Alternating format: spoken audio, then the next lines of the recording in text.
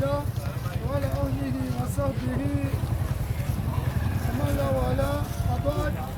Assalamu alaikum wa rahmatullahi wa barakatuh à tous les frères musulmans ici présents et ces frères musulmans aussi connectés en direct.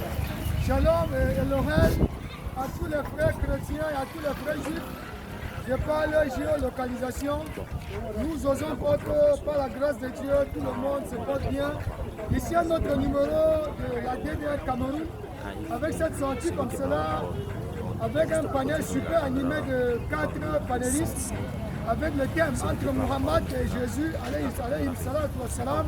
qui est le sauveur de l'humanité. Nous avons à notre droite nos frères musulmans, et nous avons à notre gauche notre frère athée, et aussi de notre côté gauche, notre frère métaphysicien et chrétien aussi. Donc ça veut dire, ça va se savoir cet après-midi. Préparez-vous la famille, connectez-vous au maximum de partage, abonnez-vous, likez et commentez. Et quant à nous qui sommes présents, préparez les questions dont vous allez poser. Plus tard, pendant le temps des questions, s'il plaît à Dieu. Donc, Inch'Allah, le débat, nous allons directement, étant donné que vous êtes comme cela, comme l'autre, ou encore celui qui est comme le visage nouveau, puisque notre frère Gédéon, de la semaine passée, on était ensemble. Bien sûr qu'on était parlé du Tigotac, on était déjà ensemble, donc il est à l'honneur aujourd'hui. Donc vous êtes censé commencer, vous allez ouvrir. Et puis, en quelques secondes, vous vous présentez. En quelques secondes, s'il vous plaît, à Dieu, allez-y. Bonsoir, chers frères et sœurs. Moi, c'est Chido Ibrahim, ex-musulman, et actuellement, je propose qu'on m'appelle Njoya. Parce que j'ai changé, enlevé le nom Ibrahim, j'ai remplacé par Njoya. Je me demande comment les Africains peuvent porter le nom arabe quand aucun arabe ne peut porter un nom africain. Ce n'est pas sensible. Donc, je suis venu pour qu'on puisse parler, parce que je vois les imams qui disent que Muhammad sallallahu alayhi wa sallam était un prophète envoyé à tout le peuple. Moi je dis coraniquement que Muhammad est envoyé uniquement aux Arabes. Et j'aimerais aussi qu'on parle sur l'entrée de l'islam en Afrique. Donc, je profite pour poser une question à M. l'imam. J'ai compris des interventions des frères de la banque qui disaient que l'islam est entré dans la plupart des pays. Voilà. Merci beaucoup. Donc j'aimerais comprendre le point de vue de l'imam. Merci beaucoup. Avant toutefois d'attaquer la plaie, avant de commencer à bander la plaie, on va d'abord commencer par nettoyer la plaie. Donc nous sommes encore tout simplement en train d'analyser encore pour voir comment on va nettoyer la plaie. Donc monsieur Gédéon, vous êtes à l'honneur. Bonsoir. Bonsoir chers frères et sœurs, bonsoir à toute la communauté chrétienne à travers le monde. Je suis Gédéon, métaphysicien, ontologue et chercheur. Alors, je viens ici défendre simplement ce qui est l'unique vérité universelle. Et cette unique vérité universelle qui n'est qu'en Christ comme étant le Sauveur. Voilà la raison pour laquelle je me présente ici devant la vie et aux yeux de tous ceux-là qui nous suivent. Je profite de l'occasion d'attirer l'attention de tous ceux-là qui sont connectés, de ne pas se laisser distraire par certains avis ou alors par certaines influences et inepties qui sont souvent n'est-ce pas, élaborées par certains de nos frères musulmans, à savoir comme quoi Mohammed est le sauveur de l'humanité. Parce que nous, en tant que chrétiens, nous savons qu'un homme ne peut pas sauver un homme, n'est-ce pas? Et c'est la raison pour laquelle je me présente en tant que métaphysicien et ontologue et par ailleurs chrétien. Merci beaucoup. Nous rappelons que ça va se savoir sur le plateau. Hein. Nous avons aujourd'hui innové avec la DDR Cameroun. Nous avons sur le plateau un métaphysicien et nous avons aussi un athée. Chose qu'au préalable on ne l'a pas. Donc, au fur et à mesure, la chose est en train d'avancer. Vive l'islam au travers de la DDR. Donc, cher Ahmad, allez-y, vous avez la parole. Vous présentez. Alhamdulillah, je m'appelle Ahmad. Je suis musulman et je suis venu pour faire connaître aux gens ce que c'est l'islam, à la limite de ma connaissance. Nous sommes musulmans, nous avons appris le Coran à notre niveau Et nous avons aussi essayé d'apprendre aussi la Bible, le livre des autres à notre niveau. Et nous sommes là pour parler de ce que nous connaissons de ces deux livres. Pour celui-là qui est donc le frère ici à côté, qui est donc athée, bon, concernant sa position, il a sa position unique, peut-être il ne se base pas sur les Écritures pour parler, je ne sais pas, mais on va quand même l'écouter. Nous allons nous baser sur les Écritures pour parler de ce que nous connaissons des Écritures. Que Dieu le Tout-Puissant nous aide à comprendre vraiment la vérité et nous favorise aussi à suivre cette vérité. Amen, Ya Rabbal Alamin. Donc ici, nous avons eu la parole de notre frère musulman. Là, on va passer la parole aussi à Cheikh Habib, le deuxième musulman avec qui nous sommes. Et nous rappelons que c'est la dernière qui est au passage qui est là présent au grand débat. Allez-y. Alhamdulillah, alhamdulillah rabbil alamin. Allahumma ya rabbi shrah li sadri wa yassir li amri wa hlul 'uqdatan min lisani yafqahu qawli. Mes chers frères, c'est comme ça Habib Marwan de la DDR. Habib Marwan signe de la DDR. Inch'Allah, c'est une fierté parce que comme on dit souvent, aujourd'hui c'est un autre jour. Aujourd'hui c'est un autre jour parce que nous n'avons jamais rencontré un athée, un métaphysicien, un chrétien. Donc aujourd'hui, la DDR va croiser maintenant. Bon, parce que nous considérons que leur débat même, on a déjà géré leur cas. Parce que celui qui est athée là, je ne sais même pas comment on va débattre avec lui. Parce qu'avec lui, le débat est déjà clos. Peut-être, Inch'Allah, on va quitter ici pour aller à la mosquée. Et mon frère chrétien, je dis bien, le débat avec lui, ça sera maintenant un peu compliqué. Parce que lui, il a déjà une croyance, alors que l'autre n'a pas de croyance.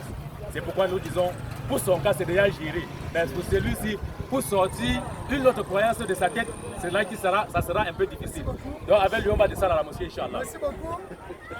La famille, nous rappelons que la synthèse ne se trouve ni dans l'un ni dans l'autre, mais la synthèse à chacun de nous. Veuillons ouvrir nos poitrines, veuillons ouvrir nos cœurs pour laisser perforer nos cœurs par la vérité. Parce que celui qui a scellé son cœur en se disant lui-même, je détiens déjà la vérité, et celui-là, il détient le mensonge, il n'est pas plus menteur que lui-même. Lui-même, il se ment et il est en train de mentir les autres. Vous pouvez nous rejoindre en direct, DDR Cameroun sur YouTube. Vous tapez tout simplement cette adresse, DDR Cameroun. Vous pouvez nous rejoindre aussi sur TikTok en tapant DDR Camer sur TikTok ou encore sur Facebook, DDR Cameroun officiel sur Facebook. Et nous avons aussi une page Telegram. Là, il doit falloir qu'on vous ajoute plutôt là-bas. Il y a aussi le groupe WhatsApp pour les fans de la DDR et le groupe WhatsApp pour les échanges interreligieux. Donc ça tape dur dans la DDR parce que là, la vérité doit triompher avec la DDR. Donc ici, Inch'Allah, vous allez prendre comme cela 5 minutes pour entrer en phase du sujet en lui-même. Et nous rappelons que ici, nous ne disons pas je pense que. Nous ne disons pas pour ma part, chez nous, dans notre village, on fait, on dit. Mais nous disons ici, la preuve, elle est démontrée par. Donc ici, c'est la preuve qui prévaut sur ton avis personnel. Donc vous avez 5 minutes, s'il vous plaît. Le chrono, il est lancé. Allez-y. D'accord. Bonsoir, chef frères et sœurs. Dans les introductions qu'ils ont fait, j'ai compris pas mal de choses. Ils ont fait 2 graves erreurs. Le cheikh a dit gloire en Allah, le créateur de toutes choses. Il ne suffit pas de prendre un papier et écrire que je suis le créateur et ça fait de moi le créateur. Si Allah est vraiment le créateur, il faut que tout le monde dise le créateur. Et je vous pose d'abord la question de savoir si Allah est vraiment celui qui a créé l'homme. À quelle époque de l'histoire est-ce que a existé Adam et Ève?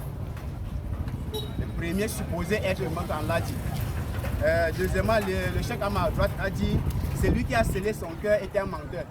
C'est-à-dire celui qui scelle son cœur sur une vérité que c'est ça qui est la vérité et ne s'ouvre pas aux autres, c'est un menteur. Or dans le Coran, c'est Allah qui dit que l'islam là, à part ça, il n'y a pas d'autre vérité. Donc Allah lui aussi scelle le cœur.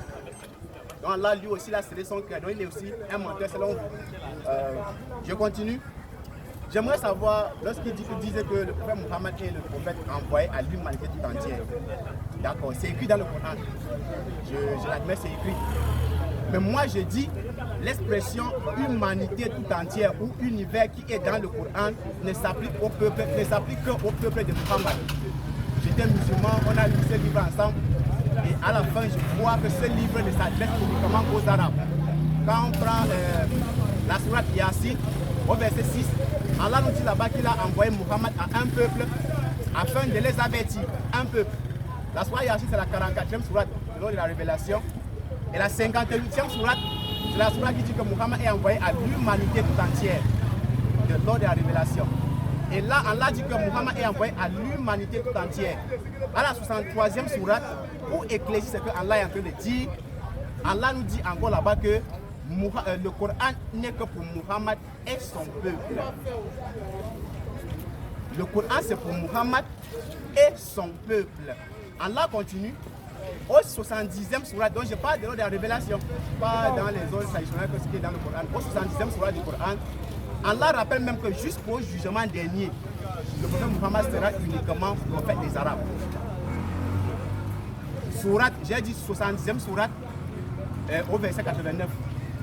Sourate les abeilles, verset 89, c'est écrit là-bas. Vous pouvez regarder. Jusqu'au jugement dernier, Muhammad sera le prophète des Arabes uniquement. Donc c'est-à-dire un Africain qui est musulman là. S'il en fait ici, tu ne meurs pas, tout droit en fait.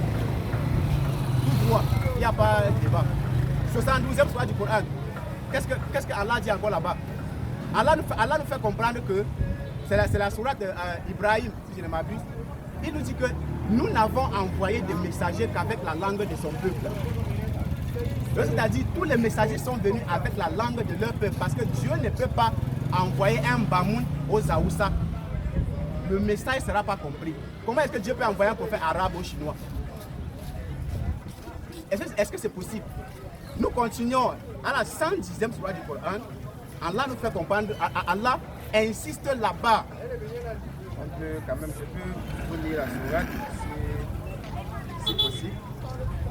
Sourate 62, verset 2. Si vous avez le Coran, on lit. Voilà, verset 2.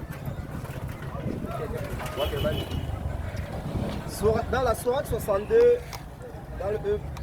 dans le verset 2, il est écrit c'est lui qui a envoyé à des gens sans livre, entre parenthèses les Arabes, un messager dès lors qui leur cite des versets, les purifie et les enseigne le livre et la sagesse, bien qu'ils étaient auparavant dans un égarement évident. Voilà, donc Allah nous dit que c'est lui qui a envoyé Muhammad aux Arabes, uniquement aux Arabes. Et le verset qui suit, Allah dit, et parmi ceux qui ne l'ont pas encore rejoint, nous prenons là la tradition de le cheikh Rahim. Il dit que dans le verset 2 parle des Arabes qui, au moment de la révélation de cette sourate, s'étaient déjà convertis à l'islam. Tandis que le verset 3 parle des Arabes qui ne s'étaient pas encore convertis à l'islam, mais qui devraient y adhérer. Donc l'islam, du début jusqu'à la fin, est aux Arabes. Et j'attends l'imam. Il n'y a pas un seul verset qui va donner, qui dit que Muhammad est pour tout le peuple. C'est un défi que je lance. Et si dans le verset là, on va quitter, on parle à la mosquée comme il dit là. Donc je suis sûr qu'aujourd'hui c'est fini pour lui. Merci beaucoup. Voilà. Nous avons tous écouté l'intervention de notre frère athée. Et nous rappelons que l'athéisme, c'est la doctrine sur laquelle l'univers, lui, a été créé à partir du néant.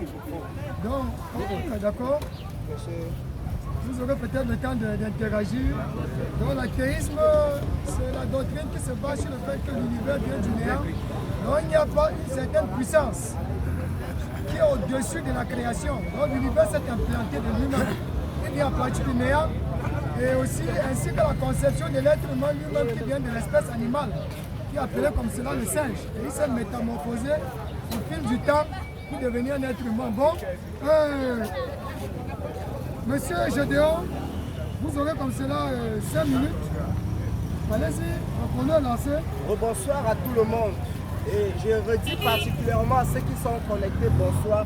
Et que la grâce de notre Seigneur et Sauveur Jésus-Christ demeure éternellement, pas seulement en Afrique, mais dans le monde entier. Ma prise de parole ici s'adresse directement à nos frères chrétiens, qui sont dans un égarement évident. Parce que leur livre leur dit qu'ils iront tous en enfer. Je note ici la sourate 19 au verset 71 qui dit il n'y a pas un musulman qui ne passera par l'enfer. Mais mon frère, l'opposé, lorsque nous sommes en mathématiques, lorsque nous disons le plus et le moins, c'est deux extrémités. Ça veut dire que lorsque nous sommes dans le bas astral, Nous ne pouvons pas aller dans les sphères du haut astral. Dans la Bible, nous avons l'exemple de Lazare dans le livre de Luc chapitre 16 qui nous dit que lorsque Lazare était dans le sein d'Abraham, il y avait une autre personne en enfer. Et Jésus, dans cette parabole, dit qu'il y a une fosse qui leur montre que celui qui est au paradis ne peut pas sauver celui qui est en enfer. Alors, comment tu me diras qu'étant moi en enfer, mais c'est un Dieu extrêmement sous qui va sortir quelqu'un qui a vécu dans l'impudicité, dans l'immoralité. Et d'ailleurs, même avant de parler du Sauveur, il faudrait déjà qu'on parle des qualités du Sauveur. Il faut qu'on parle des qualités du Sauveur. Le Sauveur doit être un homme pur et saint. Mohammed est un homme pécheur. Et la sourate, dans le Coran, le dit bien que Allah te pardonne. Comment on va pardonner à quelqu'un des péchés qu'il n'a pas commis? Or, dans la sourate 19, au verset 19, il est dit que Jésus, Issa est pur. Je parle encore de leur livre. Je ne parle pas encore de mon livre de référence, à savoir la Bible. Parce que ma Bible me dit, Jésus lui-même d'ailleurs, dans le livre de Jean chapitre 10, je crois bien dans le verset 46, Jésus dit, qui va me convaincre de péché? Qui va me convaincre de péché? Ça veut dire, dans les deux livres déjà, nous voyons que Jésus est fondamentalement saint et pur. Alors, comment une personne veut s'impurifier et il va se laver dans de l'eau sale? Nous disons que c'est archi, c'est de l'idiotie. C'est de l'idiotie. Tu ne peux pas vouloir être propre et aller te laver dans la saleté. La saleté, c'est quoi? La saleté, c'est de demander à quelqu'un qui est en prison comme toi de te sauver. C'est tellement aberrant et ça n'a pas de sens. Deuxièmement, le sauveur de l'univers, uniquement univers et de l'humanité tout entière. Pourquoi? Parce que lorsque nous voyons le mystère du sang, nous savons que le mystère du sang va dans une généalogie infinie. Ce que mes frères musulmans ne peuvent pas dire dans leur Coran, parce que c'est un livre qui est totalement falsifié et dont l'auteur a passé le temps à s'auto-glorifier. J'ai dit de s'auto-glorifier en disant je suis le dernier prophète. Mais attention, mon frère, la tête ici à côté de moi a bien précisé dans la sourate 62 verset 2 que c'est un livre uniquement envoyé aux Arabes. Déjà, ce n'est pas un sauveur. Pourquoi? Mohamed ne peut pas être un sauveur. Pourquoi? Parce qu'il dénature les autres tribus. À savoir, moi je suis Manguissa de Sas, c'est-à-dire je suis Eton. Moi je m'appelle Bessala. Mais curieusement, on va me dire appelle-toi Ahmad Ibrahim. Ou alors appelle-toi, je ne sais, un nom arabe. Ça veut dire que je suis déjà déraciné de ma nature. J'ai déjà renié mes parents. J'ai déjà renié ma famille pour porter un nom qui n'a rien à voir avec moi. Déjà, il faut savoir que Mohamed est né en Arabie Saoudite. Or, ils disent que le prophète Abraham est un des aïeux de Mohamed. Alors que Abraham était un Irakien. Un Irakien, mais comment un Irakien sera l'ancêtre d'un Arabe? C'est totalement stupide. Or, nous savons que les origines fondamentales d'Abraham viennent de l'Éthiopie, à savoir par les Falachas. Lorsque nous voyons de manière géolocalisable, n'est-ce pas, la position de l'Atlas, nous savons que les Atlas étaient des personnes uniquement noires. Et voilà pourquoi nous savons que la couleur noire est celle-là qui donne la vie. La couleur noire est celle-là qui donne la lumière. C'est pourquoi Jésus dit, je suis la lumière du monde. Je suis la lumière du monde. Et la lumière, c'est quoi? La lumière, c'est le soleil. Alors que chez les Arabes, les musulmans, la lumière c'est quoi? C'est l'étoile et la lune. Or, l'étoile et la lune ne produisent pas la lumière. Ils reflètent simplement la lumière. Merci beaucoup. Je pense que nous avions tous compris cette intervention grandiose de notre frère métaphysicien. Et il faut rappeler que c'est un calibre intellectuel assez élevé. Donc il dit les choses réfléchies. Chers oustas, chers musulmans, veuillez préparer, affûter vos âmes. Parce que vous avez en face de vous un intellectuel de haute classe. Une question avant que vous n'interagissez. Après s'être islamisé, on vous oblige à changer le nom. Celui qui vient les islamiser, on l'oblige à chasser. Une question que vous pose. Avant que vous Normalement, n'interagissez. s'il y avait les islamisés ici, eux-mêmes ils pouvaient témoigner. Bon, il n'y a pas de islamisés, mais on ne change jamais. C'est impossible de changer. On va prendre la gomme pour effacer le nom de quelqu'un sur l'acte de naissance comment? Ok, merci beaucoup. Monsieur Ahmad, vous avez 5 minutes de développement. Chrono lancé. Alhamdulillah, je répète encore par la grâce d'Allah, le créateur de toutes choses. Et je répète ce que j'ai dit. Allah est le seul créateur de toutes choses. Vous savez, nous avons 2 personnes devant nous. Nous allons intervenir à chaque fois que l'un parle et à chaque fois que l'autre aussi parle. Entre eux-mêmes, d'abord, il n'y a pas l'entente. Ça veut dire que maintenant, nous avons deux problèmes devant nous. Donc, ça veut dire qu'aujourd'hui, là, ça va être chaud, comme le modérateur a dit. Déjà, ici, le frère dit que pour lui, il est athée. Et le modérateur a essayé de parler maintenant que bon, s'il est athée, qui a créé l'univers alors? Selon lui, il n'y a pas le créateur de l'univers. Vous voyez? Donc, pour lui, là, c'est un peu difficile. Je ne sais pas si lui-même, il accepte vraiment qu'il s'est créé lui-même. Ou bien ses parents se sont créés eux-mêmes pour le mettre au monde. Comment on peut regarder le ciel? On regarde la terre, le soleil, la lune, les étoiles, tout ça. On dit qu'il n'y a pas le créateur. Mais c'est quelque chose de tellement difficile à comprendre quand même. Mais lorsque nous avons les 2 livres, la Bible et le Coran, qui nous dit qu'il y a un créateur qui a créé toutes choses, et que nous, le créateur nous a donné une capacité limitée de le connaître, et que nous avons accepté volontairement, parce que là où je suis, je peux même dire que je ne crois pas moi-même, je reste athée comme lui, mais moi je ne suis pas quelqu'un qui est insensé. Donc, d'après avoir étudié ce livre, j'ai compris qu'il y a le créateur, parce que l'univers ne peut pas venir à hasard. Bon, si maintenant le néant a créé toutes choses, ou bien l'univers est venu à néant comme ça, là, par hasard, pourquoi alors le néant ne continue pas à sortir encore de nouvelles choses? Pourquoi ça s'est arrêté depuis qu'on a créé le ciel et la terre, le soleil, ça s'est arrêté comme ça? Pourquoi les singes ou bien les chimpanzés ne deviennent plus les humains? On voit ça dans la bourse, ça reste toujours des animaux. Pourquoi ça ne change pas? Pourquoi nous, qui sommes les plus intellectuels de toutes les créatures, nous ne pouvons pas créer un être humain devant nous? Pourquoi?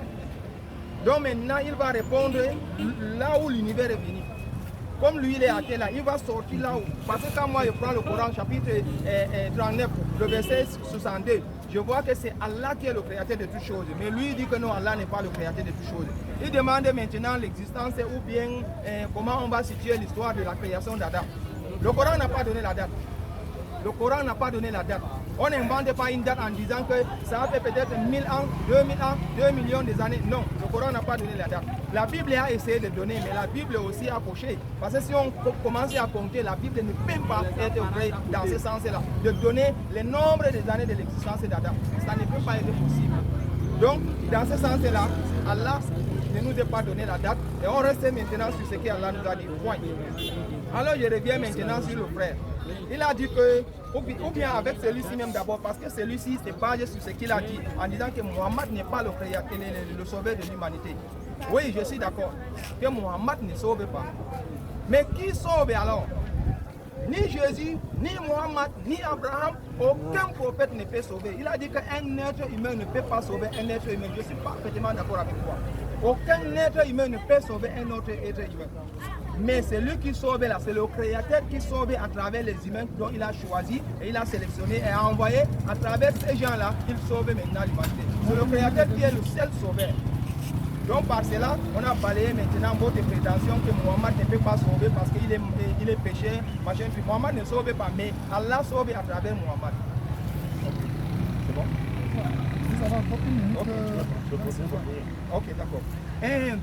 Le frère a dit qu'on donne les versets où Mohammed est le sauveur ou bien il a été envoyé à l'humanité parce que selon la Bible, selon le Coran, Mohammed a été envoyé seulement aux Arabes. Mais le mot seulement là, c'est lui qui a ajouté. Ou bien on lit. Uniquement. Il a Surat 62, le verset 2. Est-ce qu'il y a seulement là-bas? Il n'y a pas seulement là-bas. Tu es dans la page. C'est lui qui a envoyé à des gens sans livre, entre parenthèses les Arabes, un messager de l'heure qui leur récite ces versets, les purifie et leur enseigne le livre et la sagesse, bien qu'ils étaient auparavant dans un égarement évident. Le verset 3 qu'ils ont triché parce qu'ils ne pouvaient pas arriver là-bas. S'ils arrivent là-bas, ils deviennent musulmans une fois. C'est pourquoi ils ont coupé seulement, ils se sont arrêtés en haut. Regardez comment le verset 3 va les trahir. Ensuite, Si je peux prendre une fois mes 5 minutes. Oui, une fois. allez-y, vous prenez vos 5 minutes, c'est bon? Le verset 3, puisque nous travaillons Pas de ensemble. soucis. Regardez le verset 3. Ainsi qu'à d'autres, il a été envoyé aux Arabes. Le verset 3, ainsi qu'à d'autres parmi ceux qui ne le sont pas encore rejoints. C'est lui le puissant et le sage. Comprenez bien, la note explicative 2. Si personne n'a même la Bible, parce que la Bible même des pasteurs, ça a les explications. Quand tu vois la note petit 2, on dit petit 2, c'est les gens sans livre, comme eux là. Donc Mohamed est venu pour eux, parce qu'eux ils n'ont pas de livre. La Bible n'appartient pas à celui-ci. La Bible c'est pour les Juifs. La Bible n'est pas pour les chrétiens, parce que Jésus est envoyé pour les Juifs. Et je vais appuyer. Ce que nous allons faire, mon frère, tu vas attraper celui-ci, moi je prends l'autre. Si on part en désordre avec eux, on va finir par ne pas se comprendre. Non, laisse-moi, tu auras ton temps. Laisse-moi d'abord. Donc tu attrapes la tête, pour lui c'est facile, moi je prends l'autre ici. Mon frère, Jésus, dans le Coran et dans la Bible, ne peut jamais et n'a jamais et ne sera jamais envoyé à toute l'humanité. Il n'a jamais dit cela. La mission de Jésus commence où? Dans l'Ancien Testament, dans Michée 5, verset 2. Dieu lui-même parle en disant, toi Bethléem, tu es de Juda, tu n'es certes pas la moindre parmi les principales villes de Juda, car de toi Bethléem sortira un chef qui va paître mon peuple. Il n'y a pas de nom. Et c'est une prophétie qui s'est accomplie dans Matthieu chapitre 2, verset 6. Dieu, l'ange répète, et toi Bethléem, tu es de Juda, tu n'es certes pas la moindre parmi les principales villes de Juda, de toi sortira un fils qui va paître Israël. Israël, mon peuple. Donc Jésus est venu paître Israël. Et l'ange. Est-ce que Israël c'est Manguissa? Puisque Jésus-Christ a été envoyé pour les Israélites. Et il suit Jésus-Christ et il est Manguissa. Pour les Manguissa. Toi qui suis Jésus-Christ, tu n'es pas israélite. Israël commence où? C'est dans Genèse 43. Où Jacob, la Bible dit que Jacob a bagarré avec Dieu. Il a donné même le coup de poing avec Dieu. Il a tapé Dieu, coupé la hanche. Il a demandé à Dieu que tu ne parles pas sans me bénir. Et Dieu lui demande comment tu t'appelles. Il dit je m'appelle Jacob. Désormais tu ne t'appelleras plus Jacob, mais tu vas t'appeler Israël. Voilà, c'est pourquoi on dit les 12 tribus d'Israël. Ça veut dire les 12 enfants d'Israël. Israël c'est une personne. Tu ne fais pas partie des enfants d'Israël et tu suis Jésus. Jésus n'est pas venu pour toi mon frère. Jésus n'est pas venu pour toi. Peut-être, Inch'Allah, regardez bien comment nous avons, c'est-à-dire une méthode de faire le débat. Comme vous avez donné vos versets là, nous revenons dessus, on corrige. Nous voudrions que les versets que nous donnions, tu récites aussi comme nous avions récité et tu nous corriges dessus. Parce que je t'ai donné Michée, où on dit qu'il est venu pour Israël. L'ange vient dire à Marie, dans Matthieu chapitre 1 verset 21, tu enfanteras un fils, tu vas lui donner le nom de Jésus. Et celui qui va sauver son peuple, au singulier son peuple. Je voudrais que tu me dis si j'ai mal parlé, si j'ai mal interprété, ou bien c'est un faux verset, tu me corriges là-dessus. Nulle part, alors que le prophète Mohammed, nous croyons au Coran, le prophète Mohammed, même selon la Bible et selon le Coran, mais je vais d'abord commencer par le Coran. La sourate 25, verset 2. Tabarak al-lazi nanzala al-furqan ala abdihi liyakuna lil alamin an-nazira. Qu'on exalte la bénédiction de celui qui a envoyé son serviteur pour tout l'univers, sauf si tu n'es pas dans l'univers. Parce que le prophète Mohammed est venu pour toi. Le prophète Mohammed est venu pour les chrétiens, mais les chrétiens refusent de suivre le prophète Mohammed. Ils refusent. Je te dis, j'ai donné le verset qui dit que Jésus est venu pour Israël. Je donne le verset qui dit que Mohammed est venu pour l'univers. J'aimerais, parce que pour mon frère, lui il va traiter son cas. Pour lui, ce n'est pas un cas lourd. Ce n'est pas un cas lourd. C'est pourquoi je prends plutôt mon frère, ou c'est le théologien, ou c'est qui là. Avec lui, on va bien courir aujourd'hui. Inch'Allah. Donc, sauf si j'ai encore des minutes. Il y a encore une minute. Mon cher frère, s'il te plaît, quand tu vas prendre la parole, il y en a beaucoup de versets. La Bible a parlé beaucoup. Le Coran en a parlé beaucoup. Et dans le Coran, Jésus est envoyé aux Israélites. Je garde d'abord l'autre verset là pour passer. Quand tu vas me confirmer. Parce que notre débat c'est Bible et Coran. Si tu me démontres que Jésus est venu pour le monde entier, tu vas me montrer dans la Bible et tu me montres dans le Coran. Si tu veux dire que Mohamed est venu pour un seul peuple, les Arabes, démontre-moi dans la Bible et démontre-moi dans le Coran. Voilà d'abord le chapitre 62, vous êtes déjà trahi parce qu'on ne coupe jamais pour s'arrêter là. Le Coran, ne prenez pas le Coran comme la Bible. Le Coran ne s'explique pas le Coran. Merci de chuter. Ok. Famille, je pense que nous avons écouté ces premiers échauffements des deux parties. On va devoir entrer même dans le sujet. Et là, nous allons devoir évaluer en 3 minutes. Donc, vous prenez 3 minutes, soit peut-être pour réfuter ou pour confirmer ou encore pour amener un développement autre de ce qui a été dit. 3 minutes. Allez-y, s'il vous plaît. 3 minutes. D'abord, je suis vraiment très déçu. Le débat, ce n'est pas ce que je m'attendais. On m'a dit que j'allais débattre avec une personne, moi-même. L'imam, lui, il a un peu de la chance parce qu'on lui laisse 5 minutes de parler. Si on vous dit qu'on ne pose pas sa face là, c'est fini. Et il dit que dans la soirée 62, au verset 3, c'est ça qui m'a trahi. Moi, j'ai lu que le Coran. Vous ne pouvez pas me faire ça. Dans la tradition de Rachid Mahash, là, voilà ce qu'il dit. Ainsi qu'à d'autres peuples, ceux qui ne les ont pas encore rejoints. C'est la soirée 62, verset 3. Qu'est-ce que le commentaire dit? Vous n'avez pas lu? Il l'a envoyé, donc Dieu a envoyé Mohammed également à d'autres gens incultes, issus de regardez ce qu'il est en train de dire. Il dit que, étant donné que le verset 2 comme le verset 3 parlent tous deux des Ummiyun, mais que ceux mentionnés en 2 sont distincts de ceux évoqués en 3. Écoutez ce qu'il dit. Il dit, premier tiret, le verset 2, écoutez bien, parle des Arabes qui, au moment de la révélation de cette sourate, s'étaient déjà convertis à l'islam. Le verset 3, tandis que le verset 3 désignait les Arabes qui ne s'étaient pas encore convertis à l'islam. Vous avez mis ça où? Il dit maintenant qu'on lui montre un verset, parce que je ne suis même pas chrétien, sinon... Il dit qu'on lui montre un verset où Jésus dit qu'il est envoyé à l'humanité. Mais prenez Marc 16, verset 15. Non, c'est pour dire que ne marche pas sur le Marc 5. Oui, j'ai dit Marc 16. Jésus envoie ses disciples à toute la création.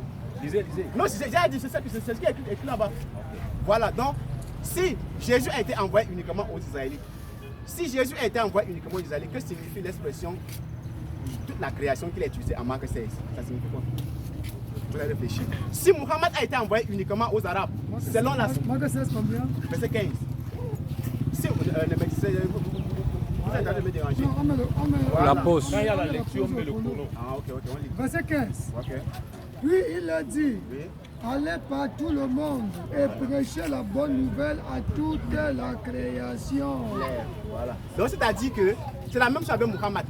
Mohammed a été envoyé le premier verset, la sourate 44 révélée. Allah dit que tu es envoyé à un peuple. Là, toutes les versets du Coran se lisent à la lumière de ce verset-là.